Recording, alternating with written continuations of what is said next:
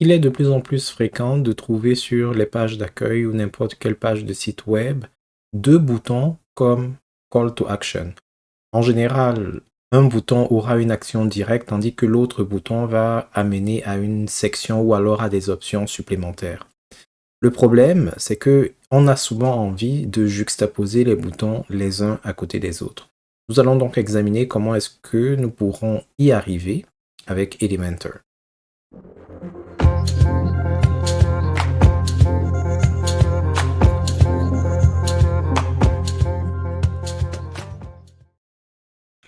Voici une page simple que nous avons créée, une section héros, comme on les appelle souvent, et qui comporte deux boutons, en savoir plus et participer à la révolution.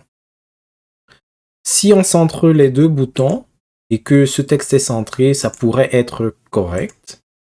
Mais là, c'est un peu décalé. Donc, on va les laisser à gauche et on va essayer de les juxtaposer.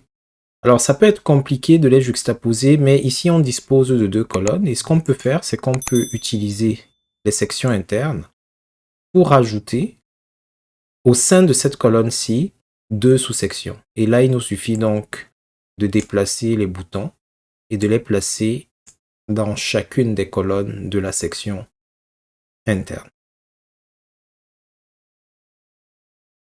Cependant, il existe une autre méthode dont on peut se servir qui exploite les propriétés internes de chacun de ces objets. Alors, si on sélectionne par exemple l'objet bouton qui est là, et qu'on va au niveau de l'onglet avancé, au niveau de l'onglet positionnement, ou de la zone positionnement ici, on a la possibilité de jouer avec la largeur de l'objet qui est sélectionné. Alors par défaut, ça va se comporter tel quel. On peut forcer la pleine largeur dans certaines circonstances. Mais dans notre cas, ce qu'on va prendre, c'est en ligne. Inline en anglais.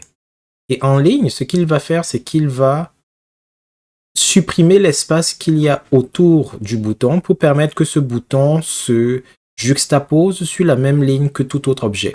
Alors si vous pouvez voir la différence, celui-ci, vous avez sa zone ou son aura, si vous voulez, qui va jusqu'à l'extrémité de la zone, tandis que ce bouton-ci, il n'y a rien ici autour. Ça fait que si on voudrait que quelque chose de similaire se produise avec ce bouton-ci, nous allons venir sur Avancer, Positioning, Inline, et on va juxtaposer donc les deux côte à côte. Pour ajouter de l'espace entre eux, il y a plusieurs techniques. On pourrait par exemple rajouter ici des marges. Il nous suffit de jouer avec par exemple la marge droite pour créer de l'espace entre le bouton et ce qui vient à droite. Ça, c'est une option.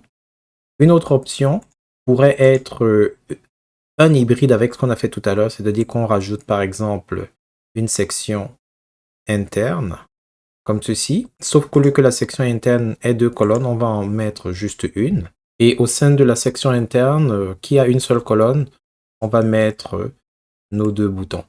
La particularité de la section interne, c'est que on peut par exemple sélectionner la section interne et demander que l'alignement, par exemple que l'alignement vertical soit au milieu. Et au niveau de la colonne de cette section, on peut jouer avec l'alignement horizontal. Et la particularité, c'est que ça ne va affecter que cette zone sans affecter la grande colonne tout entière. Donc c'est pour ça que les sections internes peuvent jouer le rôle d'un état dans un état, parce que vous pouvez y appliquer des mises en forme qui ne s'appliquent pas nécessairement au reste. Et puis vous pouvez également jouer avec d'autres options, mais en gros, voilà quelques-unes des choses qu'il vous est possible de faire. Maintenant que nos boutons sont là, on peut par exemple venir au niveau de leur marge et rajouter un peu d'espace. Par exemple 5 pixels. On sélectionne cet autre bouton.